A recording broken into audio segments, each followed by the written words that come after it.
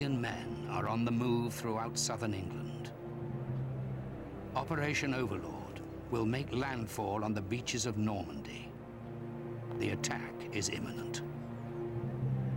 Captain Douglas Aitken, a medical officer, 24th Lancers. Only 7 miles to go to the docks, but the trip's a slow one. American military police in their jeep lead us all the way. We pass along well-known roads. I must say I take a deeper than normal interest in these last glimpses of England.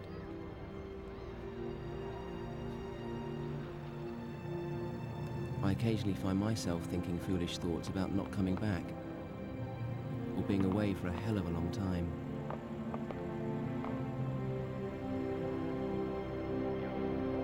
In addition to the vast armada of men and their machines of war, several hundred war correspondents from all over the world await the invasion. Ernie Pyle is one of them. None of us knew when the invasion would be or where. Some of the eager ones tried to pull strings to get front seats in the invasion armada.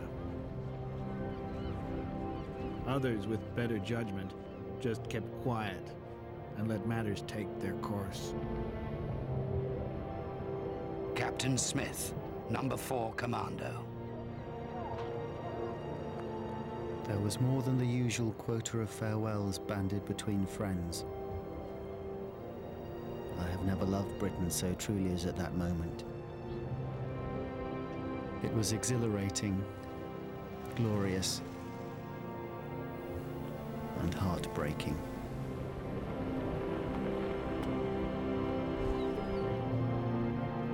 Captain Alistair Bannerman. The deck is packed with tractors, jeeps, personnel carriers, guns and tanks. I haven't much time left. I know I'm no hero. I pray for the courage.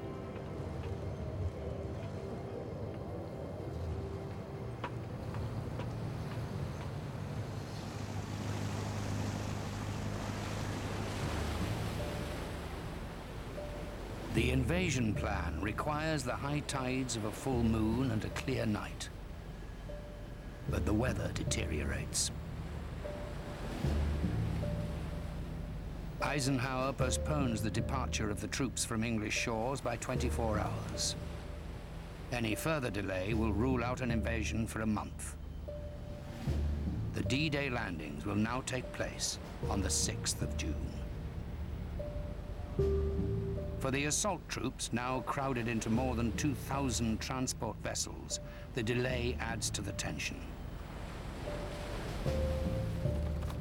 Bob Koch, 116th Infantry Regiment. The weather looked so bad, we wondered whether the whole thing would be called off. We played cards, relaxed as much as possible, thought about our families, and prayed. Some boys said they knew they'd never make it. I wasn't yellow, but I was scared. No question about it.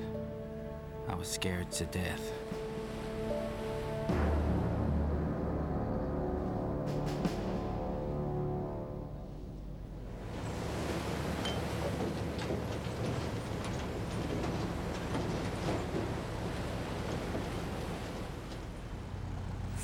June, D-Day -1.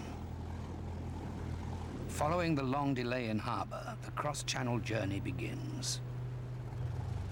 The Normandy beaches are almost 100 miles from the south coast of England. Lieutenant Sidney Beck. The great decision was taken. The Armada set sail despite most unfavorable weather reports. As they steamed by, Captain Perry and Captain Hall flashed signals by lamp. Good luck. As we passed the Needles and felt the first Atlantic swells,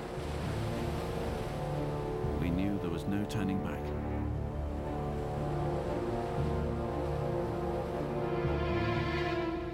The Solent was chock-a-block with ships of all shapes and sizes, all straining at the leash, waiting for the greatest amphibious operation the world had ever seen.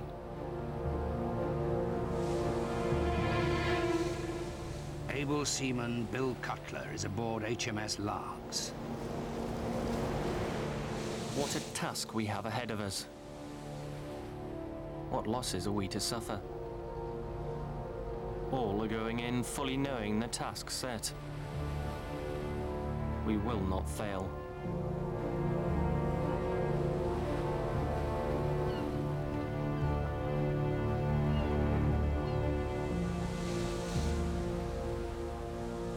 The fleet reaches its assembly point in mid-channel. The rough seas have convinced Hitler that an attack is unlikely. False intelligence has suggested that the invasion will take place anywhere but on the coast of Normandy and on any day except the 6th of June. Erwin Rommel has left for Germany to celebrate his wife's birthday.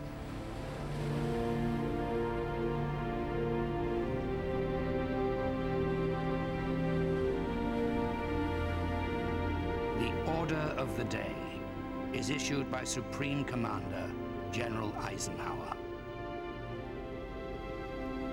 You are about to embark upon the great crusade toward which we have striven these many months.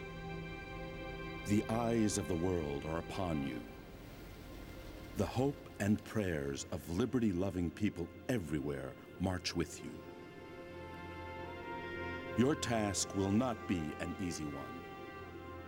But this is the year, 1944. The tide has turned. The free men of the world are marching together to victory. Good luck.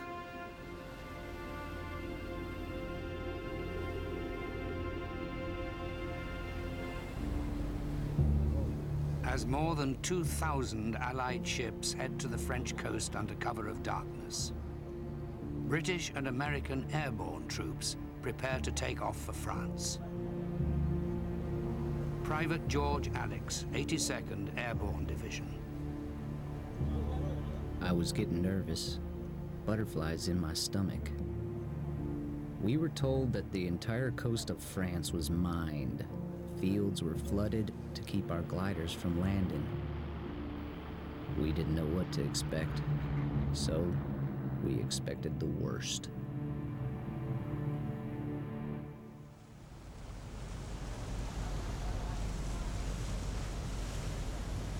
Dawn, 6th of June, D-Day.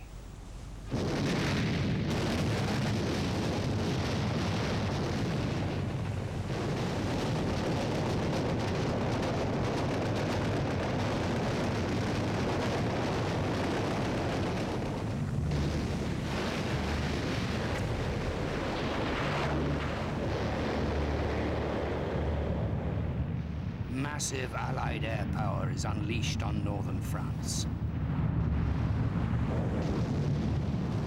Nearly 200 ships bombard 50 miles of the Normandy coastline. Bill Cutler. Battleships, cruisers, destroyers,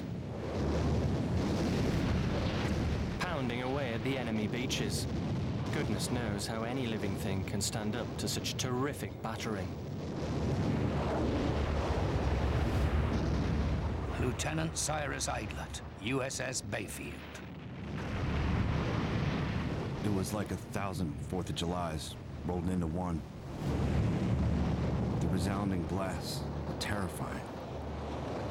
The ship shook and quivered as if she knew what was happening.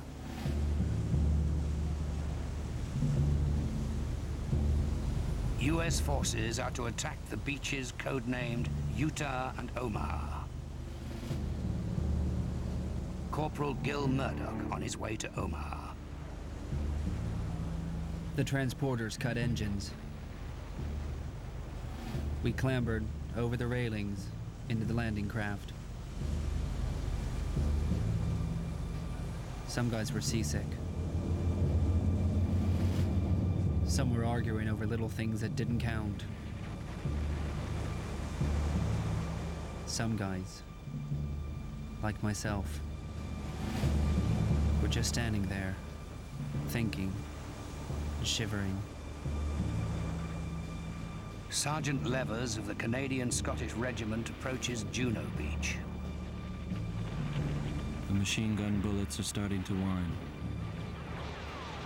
The boys are keeping their heads down. Here we go. The ramp is down.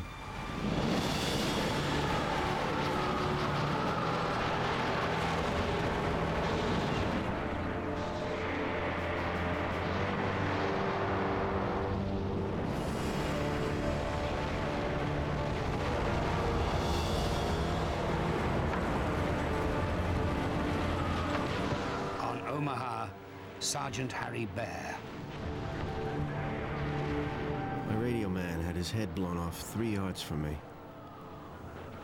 The beach was covered with bodies. Men with no legs, no arms.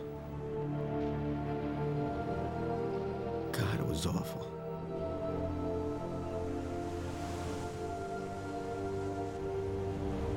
Lieutenant Alex Sudborough, number 45 Commando, Royal Marines, Sword Beach.